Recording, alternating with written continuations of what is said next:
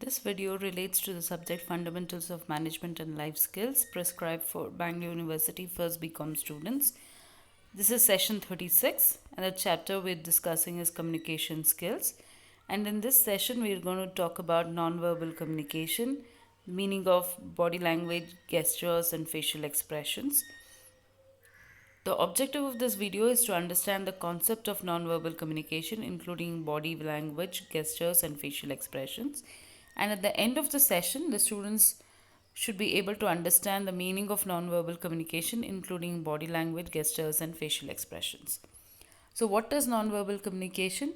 Nonverbal communication is any kind of communication other than verbal communication. Verbal communication deals with words, use of words, whether it's spoken or written, whereas nonverbal communication includes all unwritten and unspoken messages, whether it's intentional or unintentional. So, everything except the use of words is nonverbal communication. Body language is defined as the conscious and unconscious movements and postures by which attitudes and feelings are communicated. It refers to the nonverbal signals that are used to communicate feelings and intentions. The definition of nonverbal communication or body language, as it is very popularly known as, says it is defined as the process of using wordless messages to generate meaning. So, you're not going to use any form of words. Now, without using words, how do you convey an information? All that comes under nonverbal communication. That could include your facial expressions, it could include your gestures, your body language, everything that does not use words.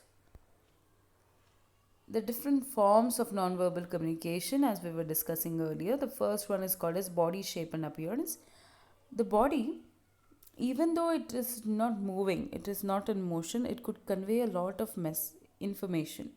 Okay, the way you sit, the way you stand, what you wear, your appearance, your move to your facial expressions, your look, your physical habits like nodding your heads or jiggling change in your pocket, or biting nails, or just not looking at a person, could be anything. All this have certain meaning. It is also said, according to some studies, that skin color and gender also affect communication, and dress is a big form of nonverbal communication, and it is said that it has a very big impact on the receiver of information. The second one is eye contact. Eye being the most powerful part of a facial expression, is considered as the window to the soul. So, eyes of a speaker generally tells you the truthfulness of a speech, his intelligence, what is his attitude and feelings.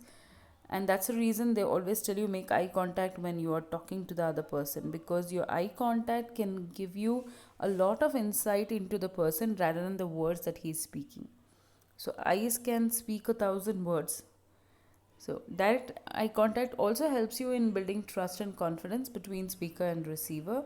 So, whenever you are communicating with the other party, make sure that you are looking into his eyes. Third one is gestures. Gestures play a very important role in nonverbal communication.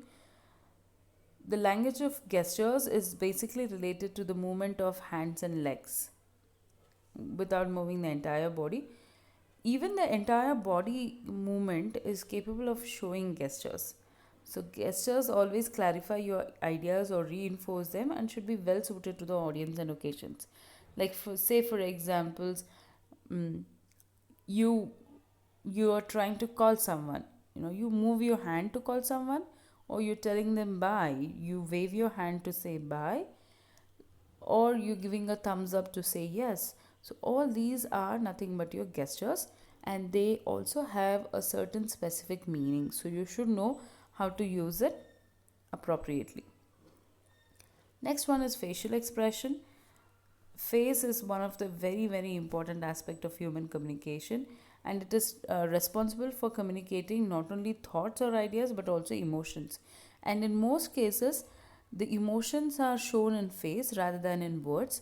So, though whatever words that you are trying to use, that will not have meaning or relevance unless there's an expression to match it.